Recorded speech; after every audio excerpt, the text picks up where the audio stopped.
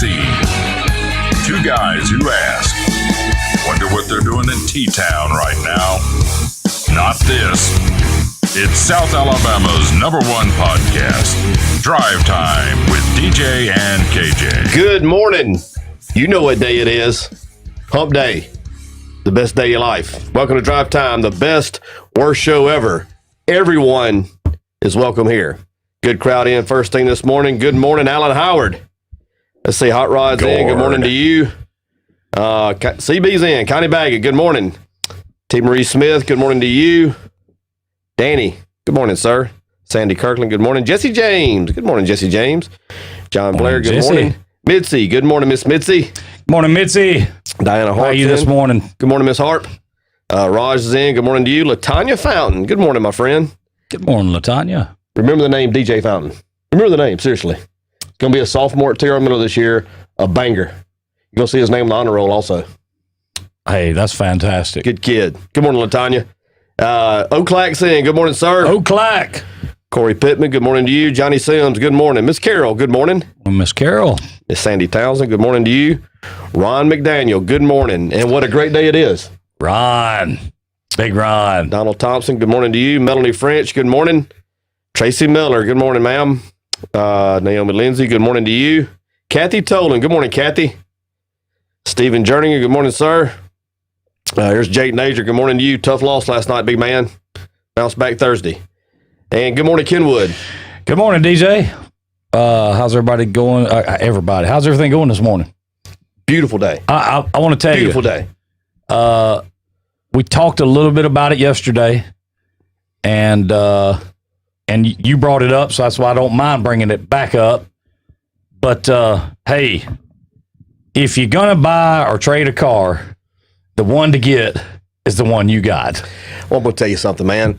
You know, I was thinking about that last night, just kind of reflecting on my life's journey and where I'm at and where I've been.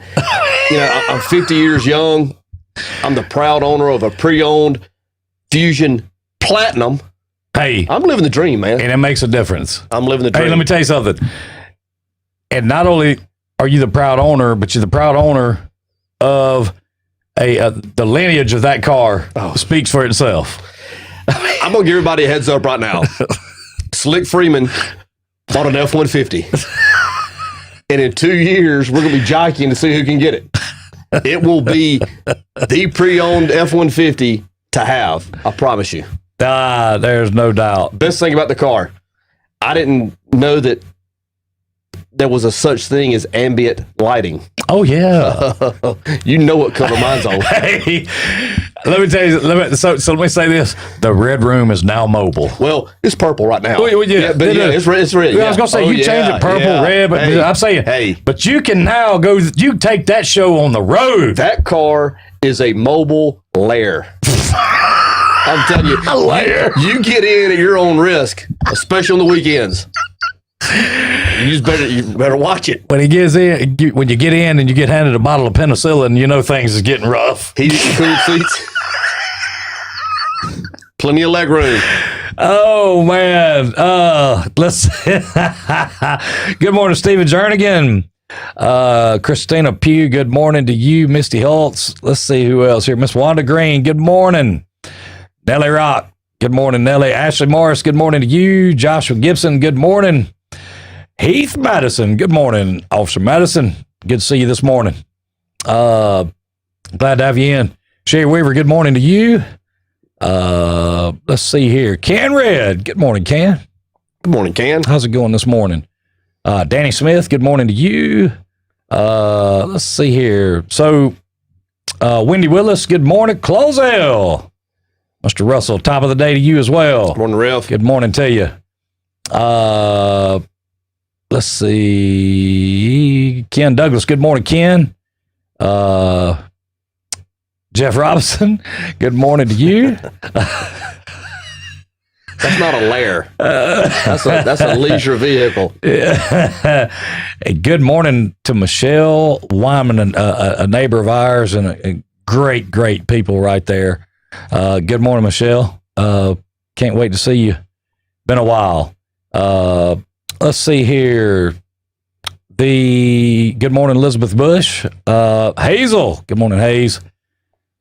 Patty Pete said the Prince experience 24/7. Well, so let's talk about the backdrop a little bit. I know people, they're already commenting on it. This was a picture that was taken from, as you can well see, behind the cam at the very first Dash Bash that we had in 2018. I think that was in June. And as you can see, it was pretty dark, and it was a good time, a real good time. Now, some of y'all may not want to sit and look at Cam's back the whole time, but hey, we thought it was a cool pick. I've always thought this was a cool pick, and why not? You know what I mean? I mean, it fun night. Yeah, it was a great night, and also look at all those people. I mean, there was a few there. Yeah. So good morning, Chevy Ann. Let's see here. Beverly Blackman, good morning to you. Chef Adam, good morning, Chef Adam. Jesse Rigby, good morning, Jesse. I'm gonna tell y'all something. Went by and saw Jesse yesterday, and remind me to after the show to remind me to get with Sam on something with Jesse. Okay, I'll be forgot. I mean, just because we got so much going on. Speaking of this Sam, morning. I have to get with him also. Do you? Guess what my brother did yesterday? Oh no! You won't believe it. I don't think anybody here will believe it. Oh no! My brother in Fort Walton Beach ran over a huge bear. Not many people can say that. Now let me say this: Fort Walton Beach proper. Yeah, like I say, coming out of Fort Walton, but in the city limits of Fort Walton. Sure. At like 9:30 in the morning. Hey, I will tell you this now. I've had to dodge a couple between Milton and Navarre on 87. Yeah, I've had to dodge a couple. Hey, no joke. I mean, I have. I look down. My phone's ringing at 9:30. I see it's my brother Steve. And I'm thinking it could be a number of things. I was not expecting him to tell me that he just ran over a bear. And I said, he was obviously excited. And he said he saw the bear coming, and he tried to slow down, then tried to veer. Then he said that all of a sudden the bear kicked it into another gear and plowed into the passenger side of his vehicle, kind of that front corner on the passenger side. So the bear rolled up and was laid out. And then he said, just a handful of seconds went by, and the bear got up and literally shook it off, ran in 2 circles, and then ran back to where it came from. Wow. And I said, was it a big bear? And he said, yes. I said, was it bigger than you? And he said, yes. He said, it was a huge bear. Wow. So he doesn't know if it ran off and had internal issues or not, but he did leave the asphalt. Wow. But how about that for starting off a Tuesday morning? That would that'd crank me up. So we got a little work for Sam. Yeah. Repairing bear damage. Yeah, that's crazy. Raj want to know, did you install a blow pop holder in your in the Platinum? No blow pops. Good morning, Robert Douglas. No blow pop. Hot Rob, so what color is it? It's pearl. It's pearl. Now platinum. The Fusion white platinum. The Platinum is pearl. If you get the S package, it's white. It's white. Yeah. This is pearl. That's right. Ashley wants to know, is that a UFO in that pic? No. No UFO. That's a symbol from the drum kit. It's definitely not that, but that was an epic night for sure. Tracy Miller said that, and she is right. Wanda Green wants to know, is that a blow pop behind you, DJ? No blow pops. Temple loves. Hey, Temple, can't wait to see you. Can't wait. Gonna be a big time. Gonna support the community finding. Come on, Timmy. Good morning, Tracy Dykes. Paul Crumpton. Good morning, Paul, over across the big pond. How's everything going this morning? Chef Adam, hope you're doing well. Denise Finley, good morning to you. Let's see here. Yeah, I'll tell you this, and this happened to me. And I mean, I wasn't the only one that stopped in the middle of the road, so I know I wasn't hallucinating, and I know I hadn't been drinking because I had just left work and was driving down to the coast. But on that same stretch of highway that I'm talking about, between Milton and Navarre, it's 4-lane now, all of it. me and about, I'm going to say 5 or 6 other cars had to stop one evening about 7:30ish because there was a black long-tail cat, panther, walking, I believe it, across the 4-lane. And the thing got in the middle of the, like, our side and basically stopped in the middle of the road. And the guy in front of me slams on brakes. Well, I slammed on brakes. And then, of course, the people around us did. And that thing just stood there, turned and looked.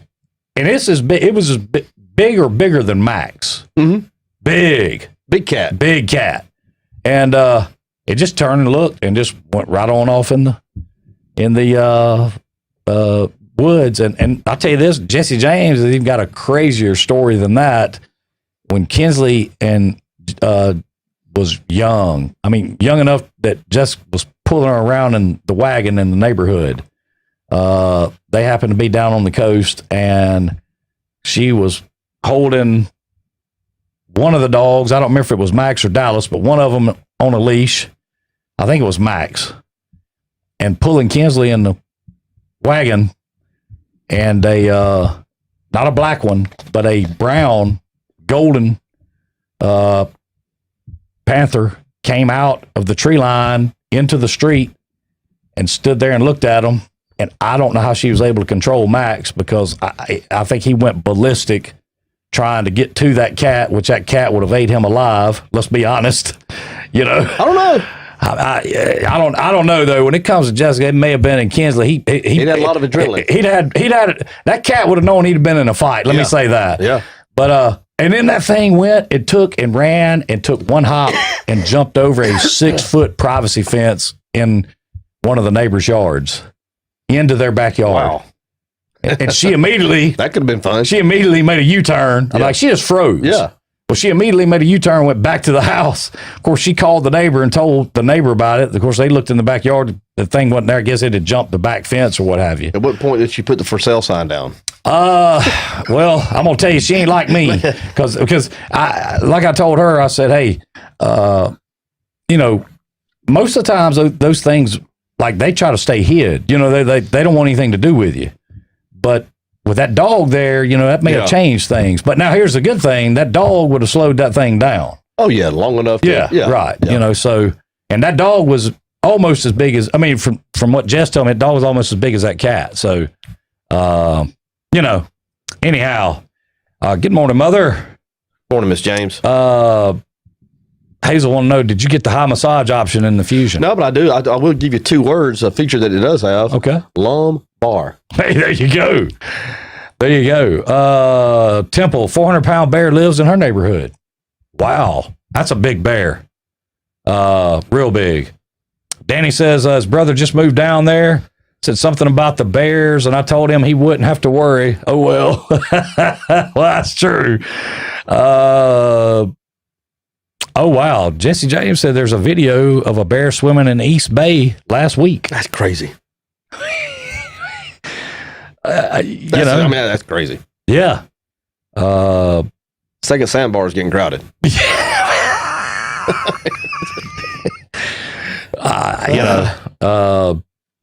Jess said, I just knew we were about to make the news for an attack. But like I said, I think those things mostly are pretty much want to get away from you. Yeah. I'm not real sure that they're, want to encounters, but they live. Here's my thing. Florida recognizes them. Alabama, to my understanding, to this day, they say there are no long-tailed cats in Alabama.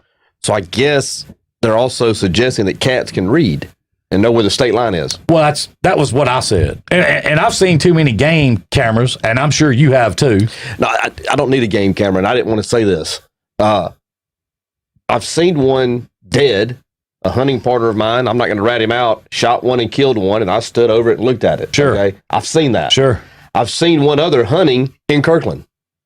Lindsay and I were hunting it was Stokes and I about 10 years ago off of Murder Creek, saw one skirt across the edge of the food plot, and it was 3:45, 4 o'clock in the afternoon. I saw one in Kirkland about 20 years ago.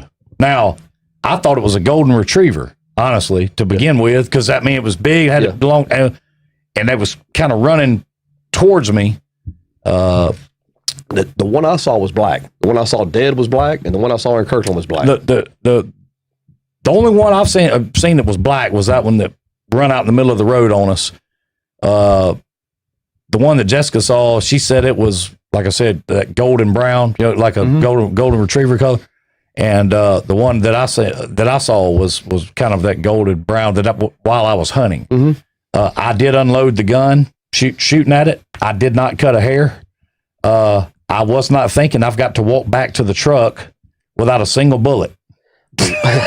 And all I could think of was this thing corralling me the whole way back. The one that I saw dead was killed in Brooklyn in 1986.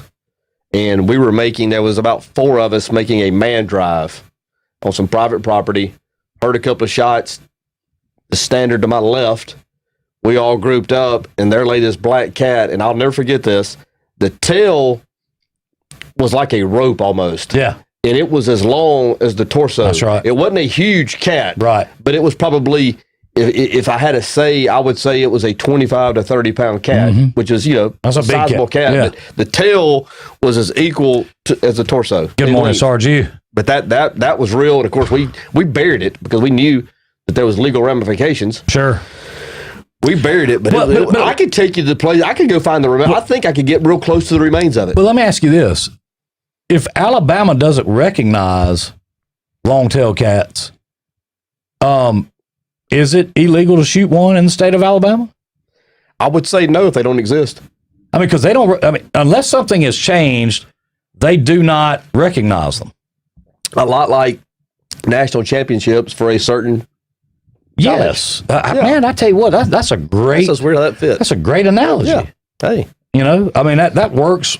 I couldn't have said it any better myself. I mean, that just kind of sums it all up right there. Some places recognize them, some places don't. Yeah, I mean, it does. So, let's see here. Sherry Weaver says a huge one on the ridge, the color of a Hershey bar. Yeah. Now, the one, like I saw, the one I saw that was dark, it was black. I mean, it was black, dark black. Yeah. Ron McDaniel, you don't believe it was Dan. You don't believe Dan's monkey. I don't. I mean, listen, I've never seen a monkey in the woods hunting. Never seen a monkey. But I've seen a long-tailed cat, for sure. Joshua Gibson, sure, I have seen them in my backyard. Georgiana Fish and Game will tell you all day, hey, they don't live. I know, that's crazy. I never have understood that. Ron McDaniel, what do you think they're eating? Whatever they want. Yeah, whatever they get ready to eat.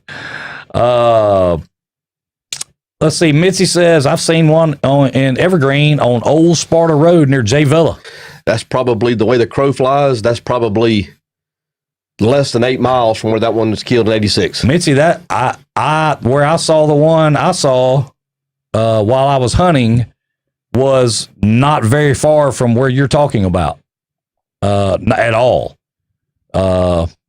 It was in that vicinity for sure. Sandy Kirkland says she has a fox and a deer. It comes to her yard at 6 a.m. every morning.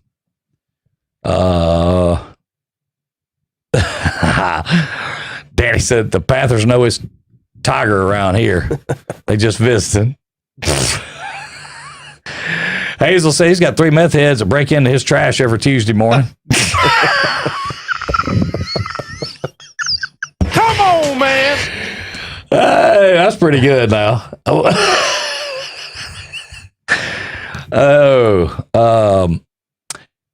don't know where to call where to get somebody lined up to come on from the Department of, what do you call it?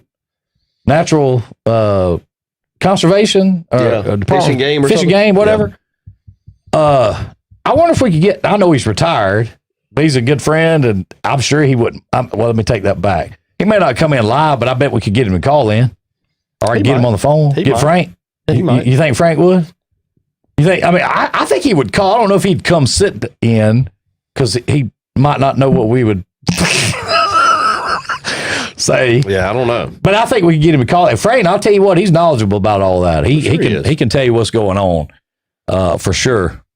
That's a great idea, Sherry. Tracy Steele said, we seen what we thought was a bear one night a few years ago beside the road. Turned around to get a second look. We didn't want to get too close. We pulled over at a distance. Chad got his gun out with a scope for better view. The huge thing lifted its head, and then Chad realized it wasn't a bear. It was a dog, but we bet his name was Bear. That's a big dog, for sure. Without question. Auburn Tigers, Danny said. Good morning, Allie Sawyer. Keep up with you. I'll tell you this.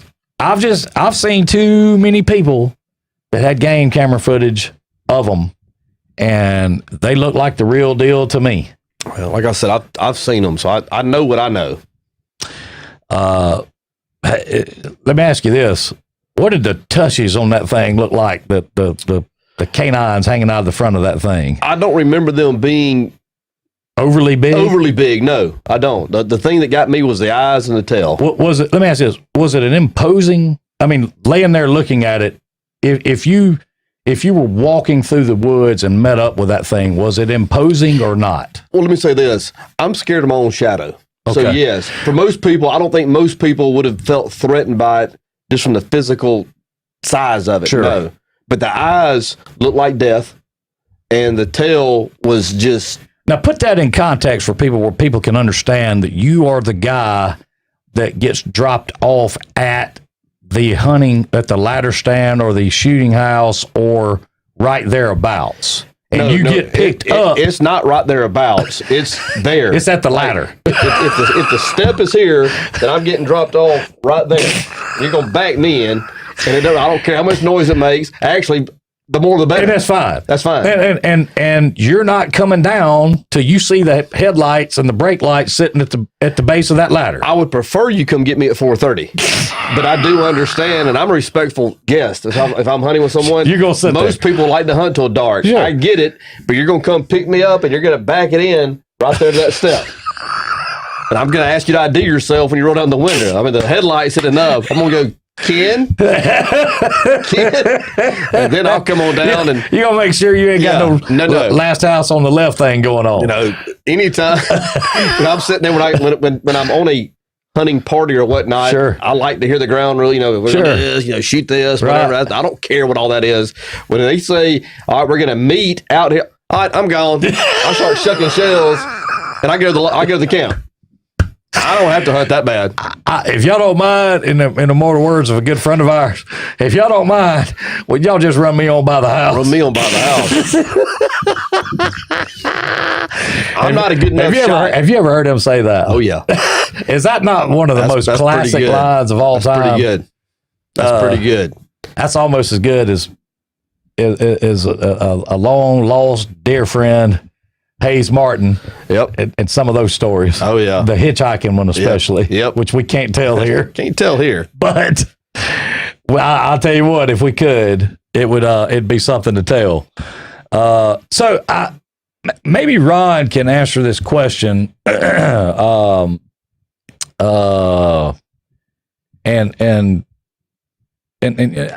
I'm saying maybe you can. Oh, yeah, that's right. Travis and Carol, they saw a black one in their neighborhood about 10 years ago.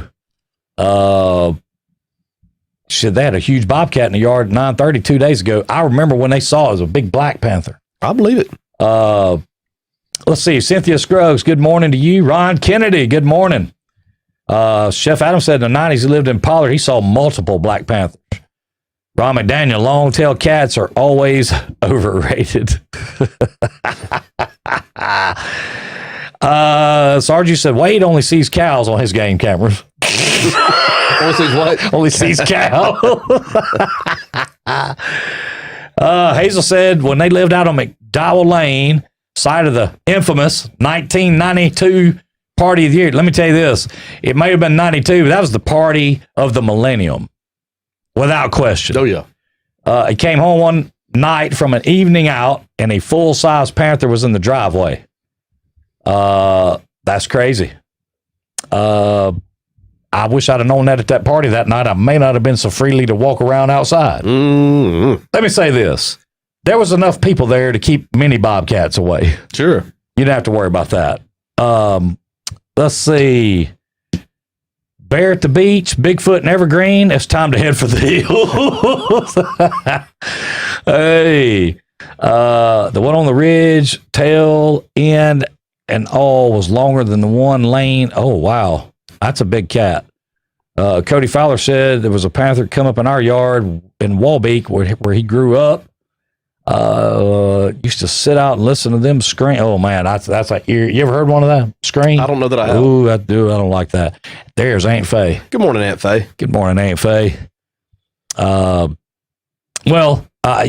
Anyway, I thought that was I don't know how we got off on that, but that was crazy. And what's even more crazy is to hear all the people that have stories about them, but yet Alabama, they don't exist. It's kind of like those rigorous bridge inspections. National championships. Yeah. We need to, hey, why don't we do this? Do you reckon we could get anybody on the phone with public relations for the Alabama University and get them to explain to us where they're getting all these natties from? Wouldn't that be something? Yeah. Yeah, it would be. We tried to call full union at Auburn the other day. We did. They weren't taking calls. So I don't know if the universities are open. And I'm not sure either. But I'm saying, what if we probably get the colonel to line us something up with that? Yeah. We may could get our good friend that was on work one time, the trainer, Jeff Allen. Yeah. We could get Jeff to call in, and he's been there. He's been there with the angry little elf. Yeah. Since he got there. And I will say this, Jeff was a class act. Oh, first class. He was. First class. Good guy. And I'm talking about he didn't mind sitting there and answering and taking and what have you. It was kind of hard, really. I noticed it really was kind of hard for you to really want to go where you wanted to go with him because he was such a good guy. Good person. He was. I'd like to know what his royalty checks look like from those. He's doing well. From what do they call it? The injury tent? Yeah. And what they call? I'd love to see what his royalty checks are from that. He's doing well. They have got to be. Speaking of platinum fusions, Platinum. Ford has finally announced that the release of the new Ford Bronco is July 9th.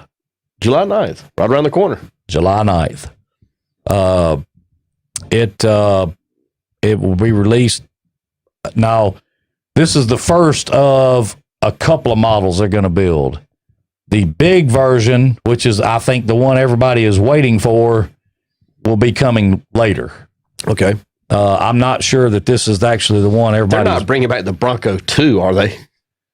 I don't think so. I think this is kind of in the, I want to say kind of in the realm of maybe what GM did with like the Blazer. You know, they've got what they call a Blazer, but it's kind of a smaller, mid-size. I'm going to tell you what, now, it's a nice vehicle. Really nice, that Blazer is. Rides really well. But I think they're kind of doing this the Bronco. They're coming out with a mid-size version, and then they're going to come out with the full size. When are they going to start making these available to the dealerships? Well, let me tell you something, man. We had an F-250 that got delivered last Thursday, and I asked the guy, I said, "Are you at the right place?" We hadn't seen you guys in a month. Listen, man. Talk a little bit to that. 'Cause I get questions all the time, and I'm sure you do. To say the inventory is a little slight at the Chevrolet store is a nice way of putting it. But explain to everybody what's going on. Okay, we're not going out of business. Okay, let's say that up front. The problem is that especially with GM dealers, if you remember back at the end of 2019, I'll say latter part of 2019, the union with GM, they went on strike.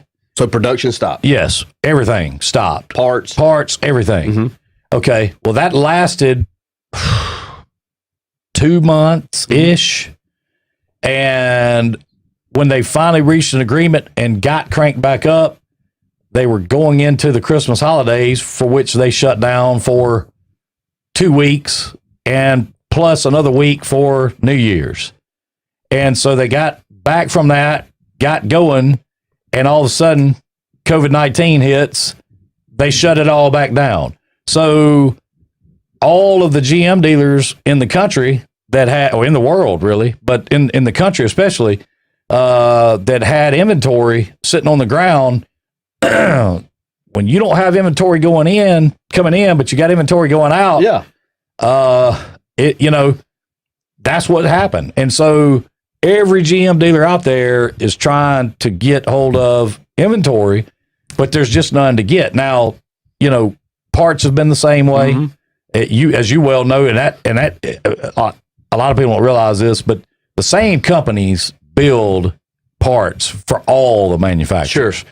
So if you hear that you can't get parts for GM, well, guess what? There's a good possibility you probably having a tough time getting parts for Toyota, Ford, Nissan, whoever. I mean, because they all come from some of the same places. We've got a ton of vehicles ordered, had a ton already in the plant. They've just, week after Memorial Day, the GM plants have went back to 3 full shifts. So hopefully we will start to see some inventory start to come in within the next week or two. Well, and in saying that, I think it's, what would you say is new car deliveries? Between the dealerships, we get cars 4 days out of the week, 3 days out of the week. It could be 1, it could be 6 or 7 during normal time. We're constantly getting normal times. It's 3 to 4 days a week. Well, we got one last Thursday, and that's the first one we've gotten at the Ford store. That's the first one we've gotten in weeks. Yeah, I don't know that we've seen a truck. But the truck fair is what we call it. Yeah. I don't know that we've seen the truck fair at the Chevrolet store in months. Yeah. So, we're down up there. I mean, like I said, I've had so many people call me and say, "Hey, are y'all going out of business?" But the next problem with that is you can't get used inventory. You can't, the auctions, they did the same thing with auctions. They shut all the auctions down. Yeah.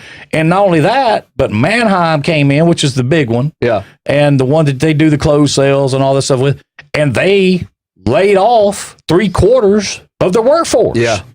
And when they did that, they've tried to crank online auctions back up. They don't have enough people to run them.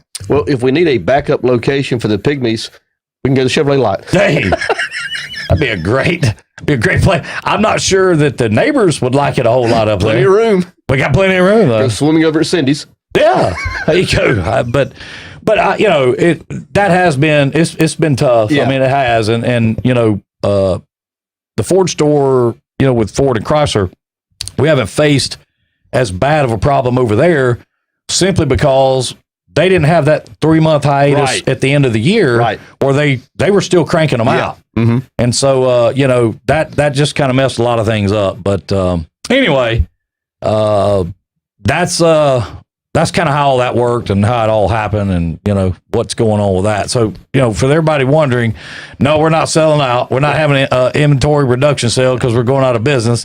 We're waiting on inventory to come in. And like I said, it's there to get there. We just hadn't made it yet.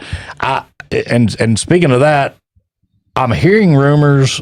I don't know, have not seen anything concrete, but because of Ford and the hype around the Bronco and the fervor around the Bronco, I'm hearing that GM may be looking at a K5 Blazer model.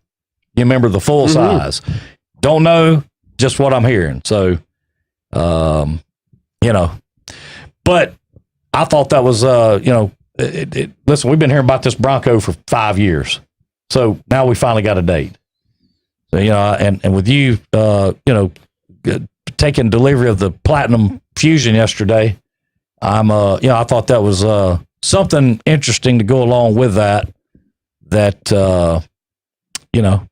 might, people may be looking to that. Let me just say that. So I saw a news bulletin last night, and I've been trying to find it, and I don't know. It seemed like it was Reuters or Bloomberg or somebody that said they named this medicine that said it prevents COVID-19. Have you seen any news footage to that or any? I was trying to find it, I thought, I thought that was groundbreaking, and I've only seen that in that one particular spot. Can I follow up to something that we mentioned yesterday before we go down that road? Absolutely. Congratulations to Beau Newton. Evened it up last night. Did he get it done? He got it done 4-3. Great Dirty. game. I knew it. I was sitting beside his dugout, and when he came across the field, he was ready, and he had his boys ready. Great game. They'll have the tiebreaker Thursday. Rubber game Thursday. Dirty. Great crowd at the ballparks last night, by the way. Was it? There was social distancing in place, but I bet at the Y Park, I bet there was 500 people at the Y Park. Really? Yeah. Wow. For the softball. And then, of course, we were up the hill for the Babe Ruth stuff, and there was a great crowd there, but it was a beautiful night. I mean, I'll tell you, when the sun went down, it was beautiful. Wow. Steady breeze. It was nice.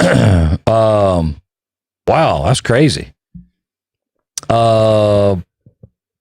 Yeah, it's called dexamethasone. It says, what is it? I'm trying to, and this was,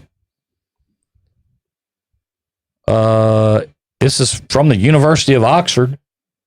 Sounds official. I mean, so, an inexpensive and commonly available drug reduced deaths in patients with severe COVID-19. It said if the finding is borne out, the drug, a steroid called dexamethasone, would be the first treatment shown to reduce mortality in severely ill patients. So, hey, that's a step in the right direction. Sounds like it. Yeah, I'll be glad when we don't have to even hear that word or worry about that word anymore. So, let's see here. Bronco needs a diesel. Good morning, Haley Lum. Let's see. Oh, Lord. Let's see here. Good morning, Pam Campbell. Fall in love with air-conditioned seats. Does the Platinum have air-conditioned seats in it? It's a Platinum. So Yeah. it's got it. It's a layer. Actually, my son works for a logistics company that ships for Hyundai and Kia. They recently had a hauler catch fire about 15 miles of the plant. Lost. Oh, yeah. Whew. Anybody need a slightly used vehicle? Wanda Green said she would love a 1970 Chevy Nova. Good ride. Yeah. If they had a cure, you wouldn't have to find it. It would be all over the place. Well, like I said, I don't know if it's necessarily a cure. Let's see. Go ahead. Yeah, go ahead, Dirty. Beau getting it done. Speaking along those same lines, I made a post last night on the Sports Network page. Did you see what Heath Jackson did, our sheriff? That was cool, man. I did see that, and won't you tell that story? That was cool. Well, first of all, we need to recognize a couple of people. There's a softball league that is in place in our communities for high school age girls, and it's in place primarily because of the efforts of Greg Dawkins. There are some other people that help with that, coaches and other volunteers and whatnot, but he is the one that has spearheaded that to make sure that's a program that girls 18 and under have to participate in. Right. And so, first of all, kudos to Greg Dawkins. He has done that for several years now. He puts a lot into it. Well, in doing that, when you put a program in place, there are some things that have to happen. Umpires being one of them. With that comes an expense. And I don't know if they make $40 or $50 a game, whatever it is. They're underpaid as well, trust me. Oh, absolutely. For what they put up with at the ballpark. But Heath Jackson made a monetary contribution to help towards that expense. I don't know if he fully funded it or just made a contribution, but I thought that was a cool way to invest. I had not seen it done quite like that. And one of the things I want to pat our sheriff on the back for is he doesn't show up when it's time for election. He's here day in and day out trying to make an impact in our community, a positive impact. And I just thought that was cool. That really hit me in my heart, and I appreciate the sheriff for doing that. Well, I think you said it best. It's very creative. Mm-hmm. Very creative. And that helps. I'm telling you something. When you get the umpires taken care of, that's a big expense. If you can get that taken care of, it can get downhill from there. But thumbs up to our sheriff, Heath Jackson, for helping out. And, of course, Greg Dawkins and what he does in providing that for all our young ladies. And it is great softball. It just so happens, most of the teams are comprised of T.R. Miller and W.S. Neal girls, and they're mixed and matched. It's not one against the other. Right. But there's a great crop of talent there, 15, 16, 17-year-old girls. If you have a free afternoon on a Tuesday or a Thursday, go down to the Y Park and you will watch some good softball. Now, really good. Do they play in a league or? It's a local league. It's not a sanctioned league to where there's playoffs and you go to, but it's basically, Greg said, we've got 40 girls that want to play softball. Let's make some teams. I'm going to make an opportunity available to them. Yeah. It's good ball. Yeah. Greg's a good guy. Oh, he's awesome. He is. Real Rhonda, good guy. he will tell you if he's involved, then Rhonda by default is also involved. Sure. And she's down there every afternoon, every step of the way. And thank you to both of them for making that available. Seemed like a theme of ours for the last, several days on the show here. We've talked about UFOs, and we've talked about planets and the Milky Way and all that kind of stuff. I found another interesting article I thought that you might be interested in. Okay. A new study indicates that there are some 6 billion Earth-like planets in the Milky Way. 6 billion. An Earth-like planet is considered to be similar in size, rocky, and orbiting a sun similar to ours at the same relative distance in the hospitable zone. Not too close for a hot surface temperature or too far for one that's so cold to be inhospitable to potential life and liquid water. That if that's the case, that means there's 6 billion instances that there may be where these orange balls of light are coming from. Well, here's the problem I have with it. And you have to understand, I have a very simple mind.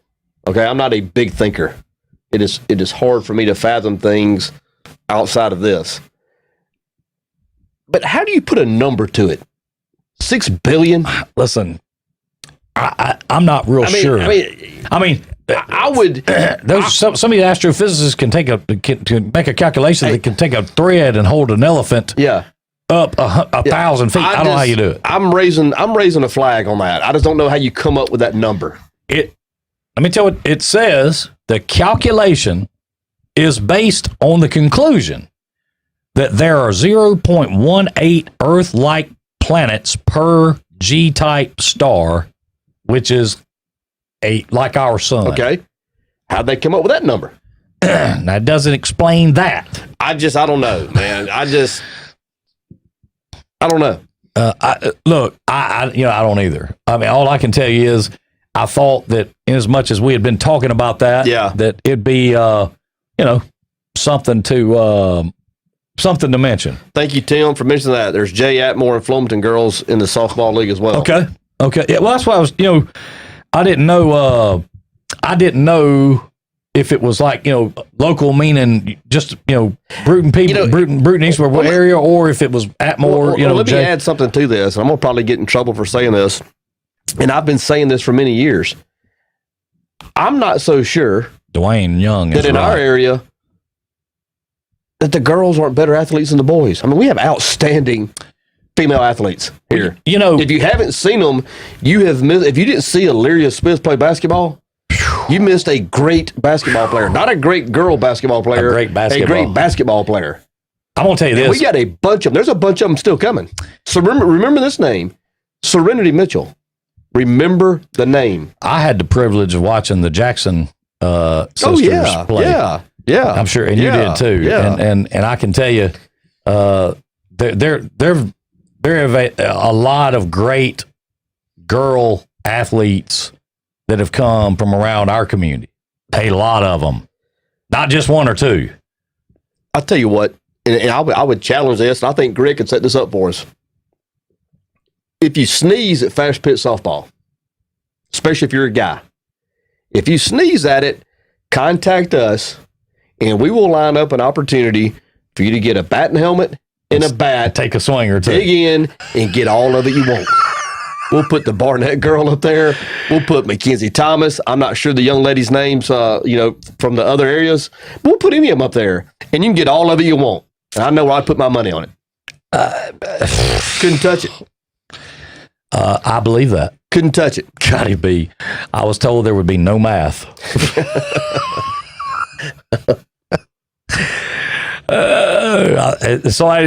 Me too, Connie.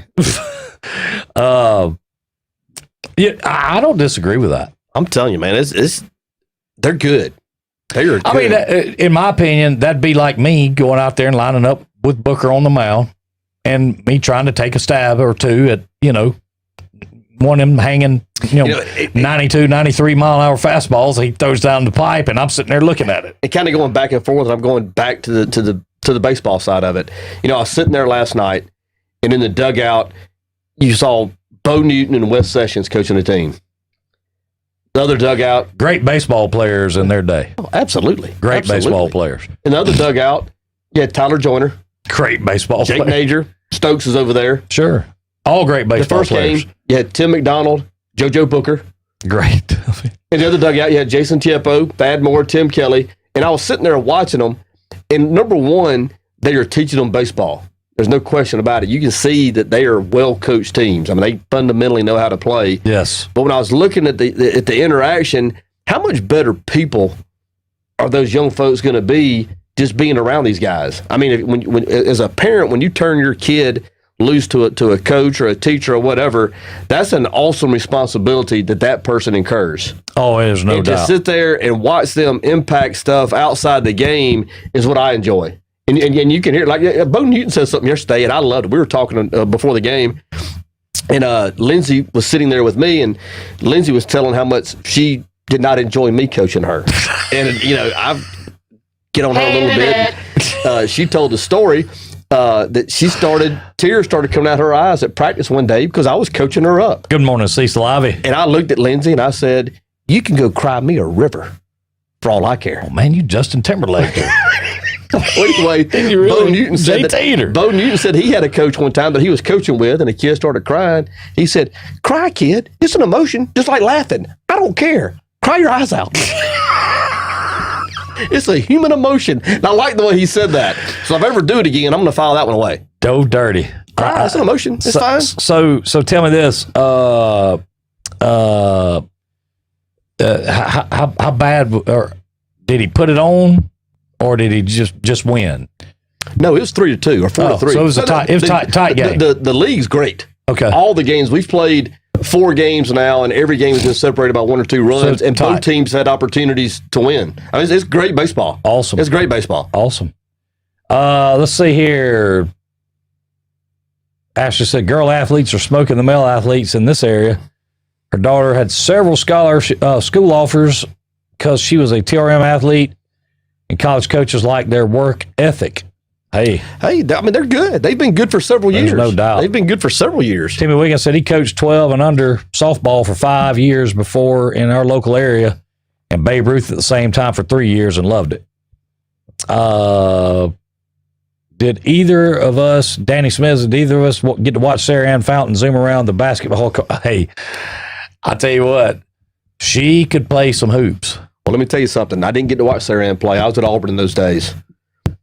Her daughter, Meg, oldest daughter, Meg, when she left the McCall school system, is now at T.R. Miller Middle School. Yeah.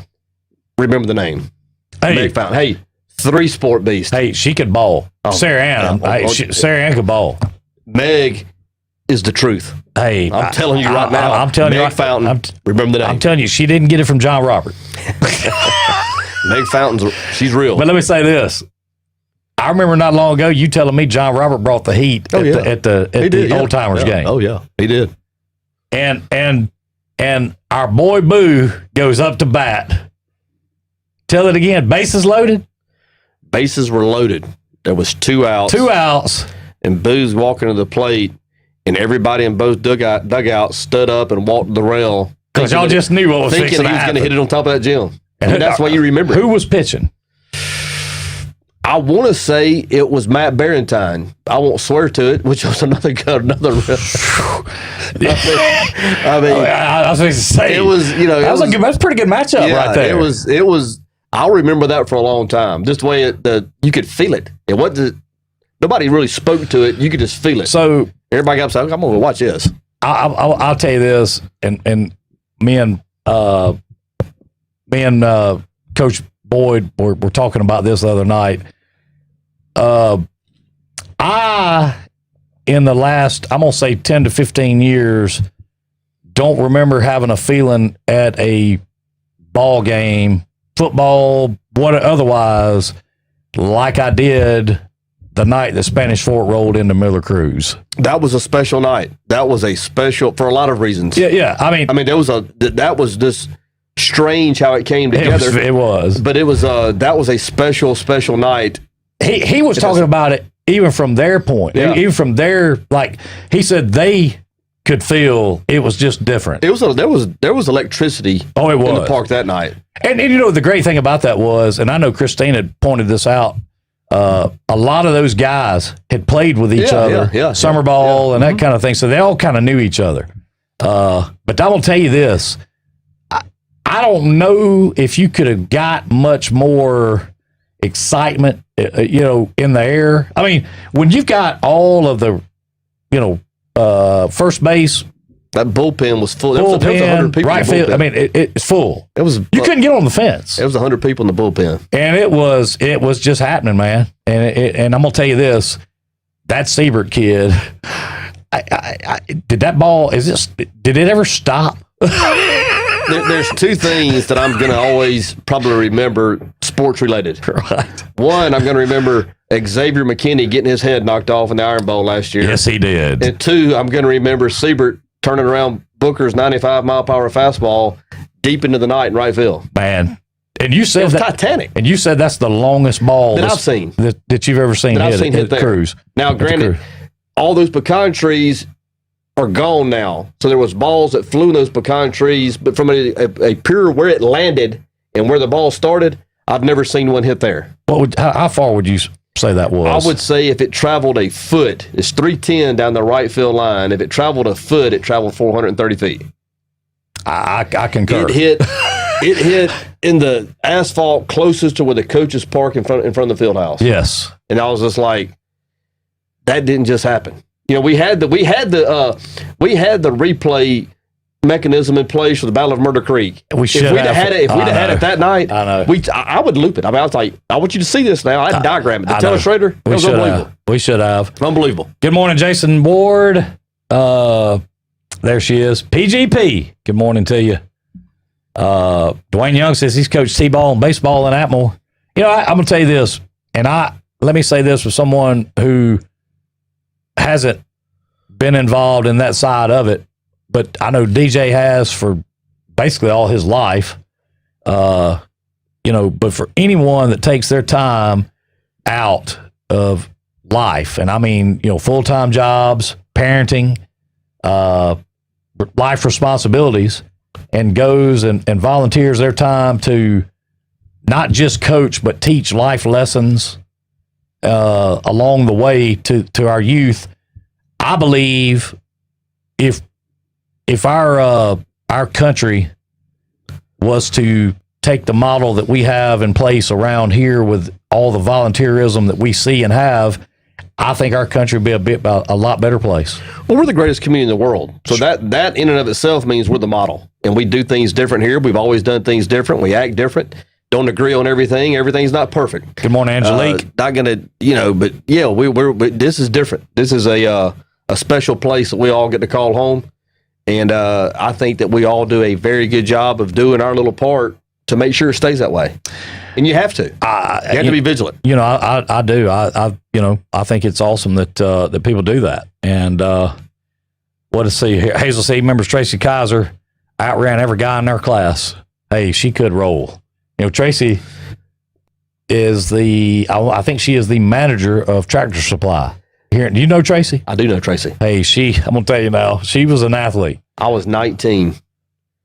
Coach Wright gave me a Babe Ruth baseball team. My first time ever to do it. It was almost my last year. I had Hayeswood and Fish Grammar on the same team.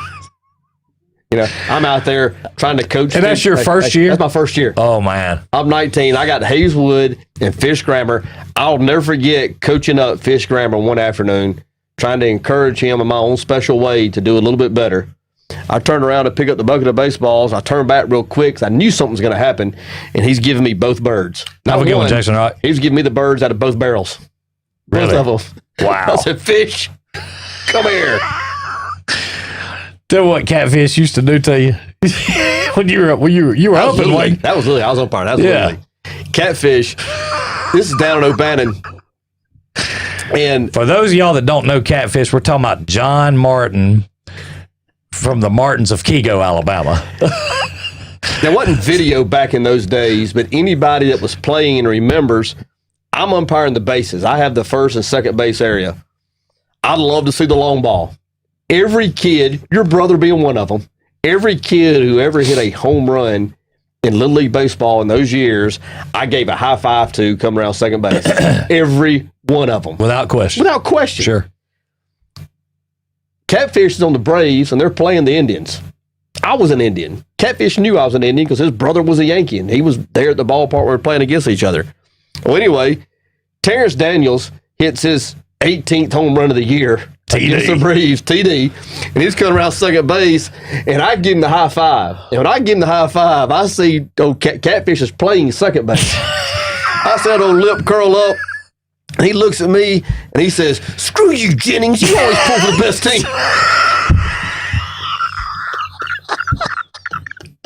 And I'm sitting there with my polyester shorts on. I said, Catfish, come on, man. You're my guy. Screw you, Jennings. Let me ask you this. I want you to clear a conspiracy up that I'm not a conspiracy theorist. But I have a question that needs answering, and maybe you could help me out on this. So when my brother hits the Bruton Little League circuit, he starts bombing. He does? Okay. Well, got to the point to where they wouldn't pitch to him anymore. Mm-hmm. You know, they started, wanting to pitch around him and all this, and I don't necessarily know if some of the umpires didn't like it or whatever. Maybe they said some things to the coaches about, hey, y'all can't keep doing this every time this kid walks up to the plate or what, yada, yada. I don't know. But the question is, I don't remember how many home runs he hit, but it was way more. A bunch. It was way more than what we were told than had ever been hit down there. It was a bunch. Okay. And from that year forward, they quit giving out the home run trophy. I can't speak to that factually. That wouldn't surprise me. I do know that when Josh came through the next year, as opposed to age limit, they were going to put in a height requirement. There was talk about that, seriously. Because of him. Not 12U. Okay, if you're 6'3", you can't play. Yeah. You got to go on up. Yeah. And because Josh was up there. Yeah. My favorite Josh James story is at the end of his 11-year-old year. He was 11. He made the All-Star team, 11, 12-year All-Star team.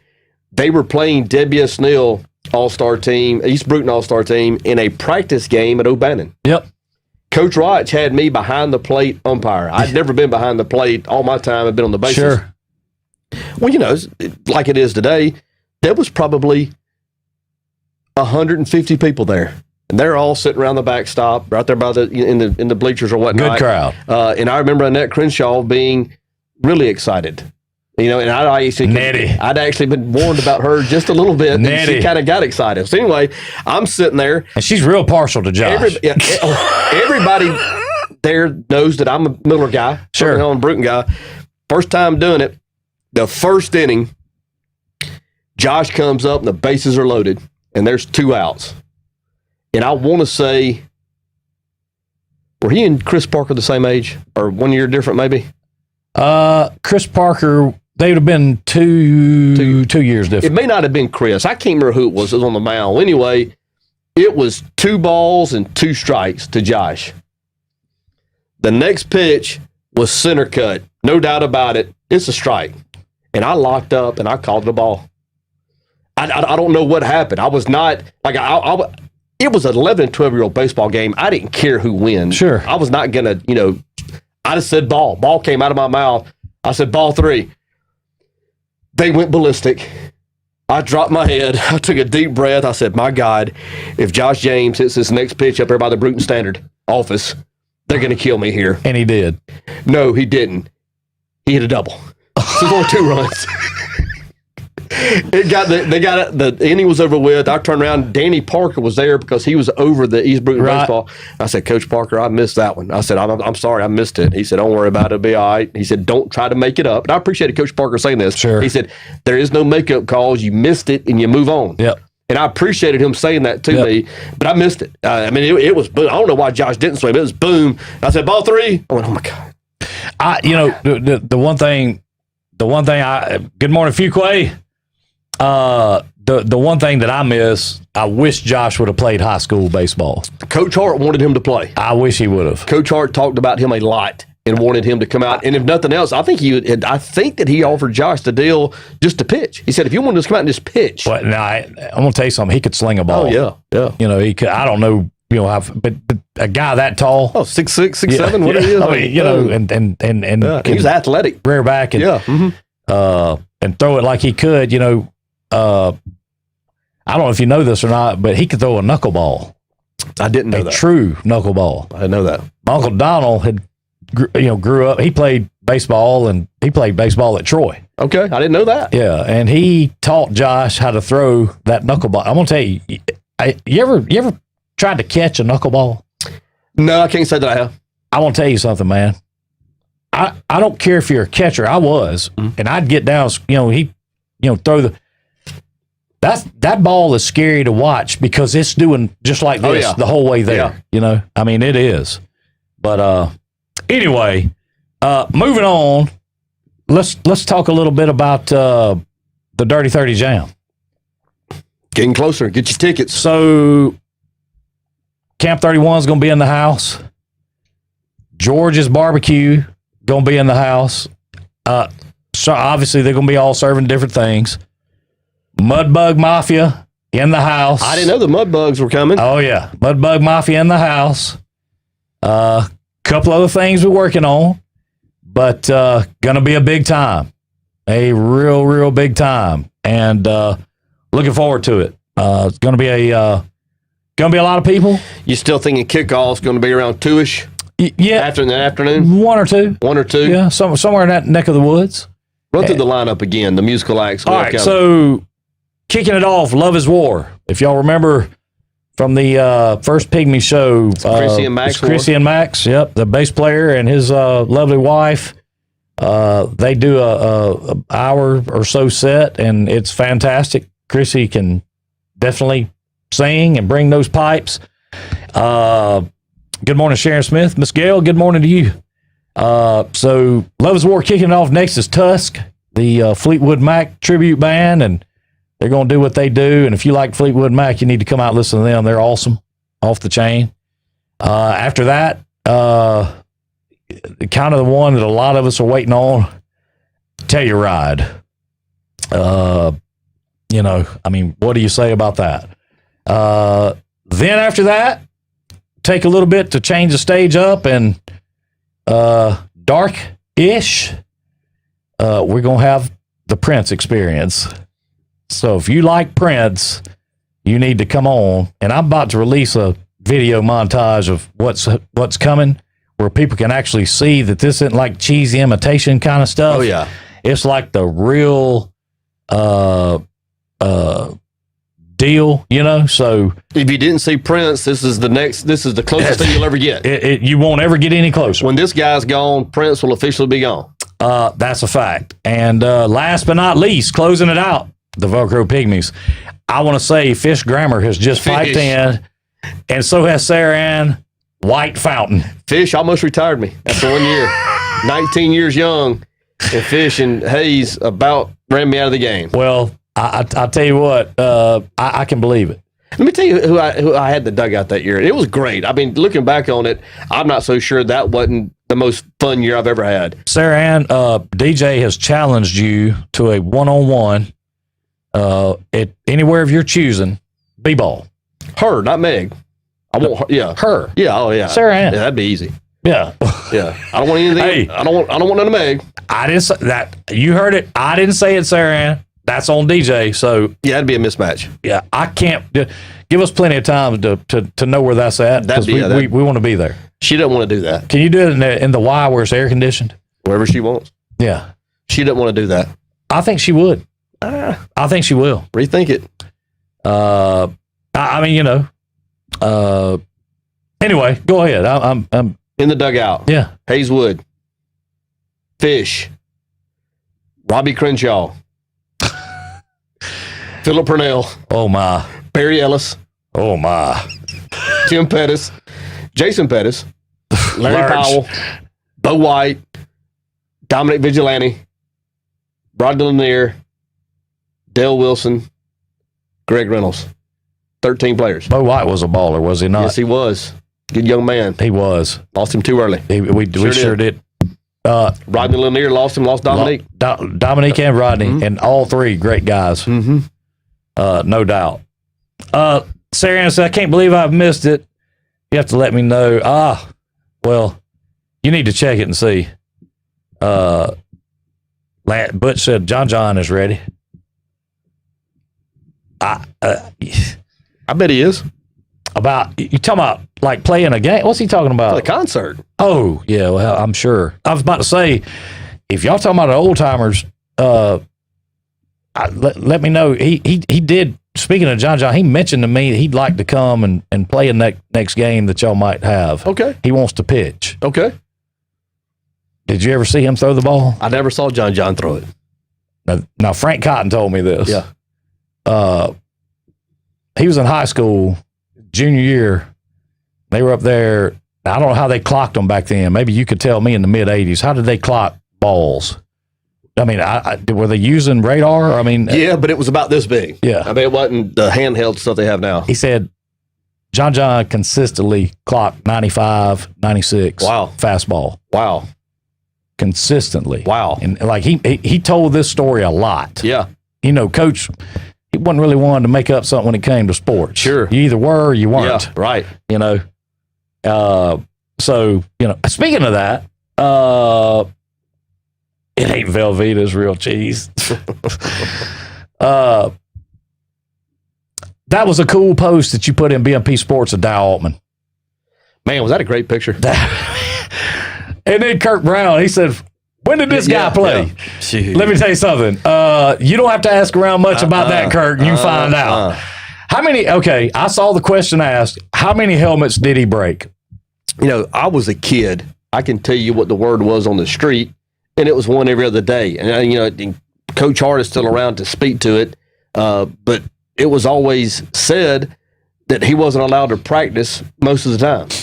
They just had to keep him off the field to keep everybody healthy and try to get something done. He wanted to hurt somebody. He played linebacker and guard at Miller. When he got to Auburn, he played nose guard. That's right. But he was an all-stater, and he was larger than life back in those days. Like so many of them were. Walter Lewis on that team, Reggie Brown, Walter Broughton, Randall Mallard. You know who else is? This is going to shock you. Do you know who else is in the punt in our area? Well, there's one up there right now that went to the finals last year. Who's that? D. Webb. John. Really? Is that right? He won. Really? How far up the trail did he make it? I'm not sure how far he went from there. When you win here, you went to Montgomery. That's right. If you won Montgomery, you went to Atlanta. I made it to Atlanta one year. I know he made it. I don't remember where it was. I know he went to 3 or 4 different places. Yeah. When Walter did it, and it may have changed since then. When Walter did it, there was 8 stops. The 8th stop was the Pro Bowl, which was the finals. I think he went. It was Bruton, Montgomery, Atlanta. Then I think it was New Orleans. This was crazy. New Orleans, Texas, back to New Orleans, and then wherever from there. But it was a long trail. I don't remember. I just remember he went to 3 or 4 different places. But he was one of those that just had an arm. He could stand flat-footed and throw the ball 60 yards. Wow. I mean, football. Yeah. Just crazy. So anyway, like I said, let me know. Yeah.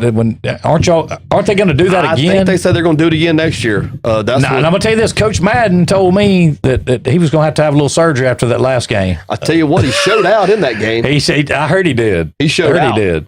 But he told me he was going. That curve then it got on him. He's going to have a little surgery. Coach Madden shocked me how good he was. Hey, I'm going to tell you something. Madden's not a spring chicken. No, he's 45. Was that curve still that nasty? Oh yeah, nasty. Yeah. I mean, dude, you can't like. It's Heath Gibson. It's hard to teach something like that, is it not? I mean, he was. I would say he's the second best pitcher at Miller right now, behind Blake Jernigan. Wow. I would think he would be the number 2 if he was on the team. I would think he would be the number 2. There's the sheriff, man. Good morning, Sheriff. Good morning, Sheriff. Mentioned you a little earlier and certainly appreciated that contribution you made to the Murder Creek Softball League to help with the officials. That was first class. That was first class. We appreciate you. Yes, it was. I see Clay in. I'll tell you what, they're doing a lot of great. That building up there that Clay and them were in, beautiful. It looks great, does it not? It's beautiful. It is. I mean, I love the front and all that, the way it is. I mean, I don't know if Clay probably had a hand in designing all that, but it is nice. It's nice. It really is. Let's see. Drive time co-ed. Yeah. Well, I don't know if he's ready. I'm just saying that's what he said. So, wondering if there might be a clue drop the night of the jam. I hope listen, I can't believe it ain't been found. Speaking of clues, I'm glad he brought that up.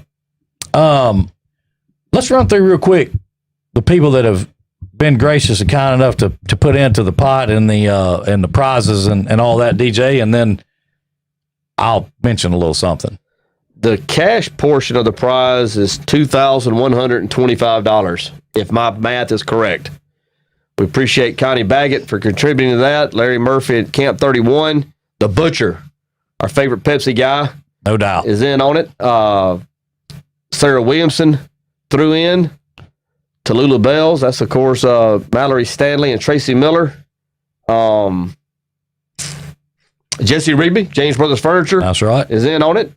Jennifer Taylor contributed. Melanie French, Tracy Steele, and Josh Goblin with Davis Catfish and Popeye's Chicken all contributing to the cash portion of the prize. The other prizes, let's see, Micah McCall at Murder Creek Distillery, 1 bottle of every flavor he's got. Whew. That's going to make for a long weekend. Junavelli Wine, $100 gift certificate. Thank you, Roger. Aaron Crawford here with Nistas, a holistic crate. Yep. Of goodies and stuff here. Good morning, Debbie Booker. Raj Palmer, the Best Western, a free night stay. Once again, good crowd last night there. I saw it this morning getting out and about. Good crowd. $25 gift certificate to Robo's Ice Cream. Tip Wagner. Tippy. Put that in down at Flomington Ice Cream Shop. Tracy Steele, this might be my favorite, a red velvet cake. Man. And if that's not my favorite, Chef Adam putting in a chocolate insanity cake would be. So some nice prizes in addition to the cash. So for all y'all that have hung around to the end of the show, because a lot of times people will jump in the beginning. Gotta go. We get it. I understand they gotta get out of here. They got work to do and all that kind of stuff. I get that. But the Dirty 30 Riddler dropped a rhyme in the Drive Time group last night. I didn't see it. Is that a clue? I'm just saying he dropped a rhyme. Okay. It's up to y'all to find it. But it's in there. Okay. It's in there. Well. And for those of y'all that didn't know that, I figured I'd just let you know. But little birdie told me that. Somewhere on the page. It's in the Drive Time group. Okay. As we speak. It was in there last night. Can I speak to something real quick? You absolutely can. I know we're fixing to transition out of here, and I just want to just hit on this just a little bit. We love the Drive Time page and the other pages we have, whether it's War Eagle, Roll Tide, BMP Sports Network, whatever. We love conversation. We love comments. We love ideas. We love beliefs. We don't sign off on hate. We don't censor those pages. Everybody's entitled to their opinion. We think it makes for good conversation. Good way to learn. If anything comes in there that has hate rhetoric associated with it, it's probably going to get zapped. There are filters set up. Ken and I don't police those pages 24/7. Don't have time to. But there are some filters in place when you set those pages up that if it equates to hate rhetoric, it's going to get zapped. So if you've seen comments in there in the past and it is unhealthy in nature and they went away, we didn't necessarily do it because, like I said, we don't monitor those pages. Don't have time to monitor them during the day. We don't. But it's not welcome. It's not wanted. We certainly understand difference of opinion, different beliefs. We encourage that, actually. I think that's how we grow and get better as a community, to be honest with you. Absolutely. But this is a place for everybody. This needs to be a safe place. That's what it's viewed as. We have a good time.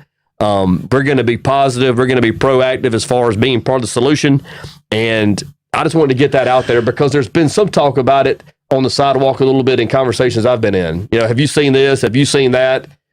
Did y'all do? I said, first of all, I don't know what you're talking about. The post you're talking about, I have no idea what you're talking about.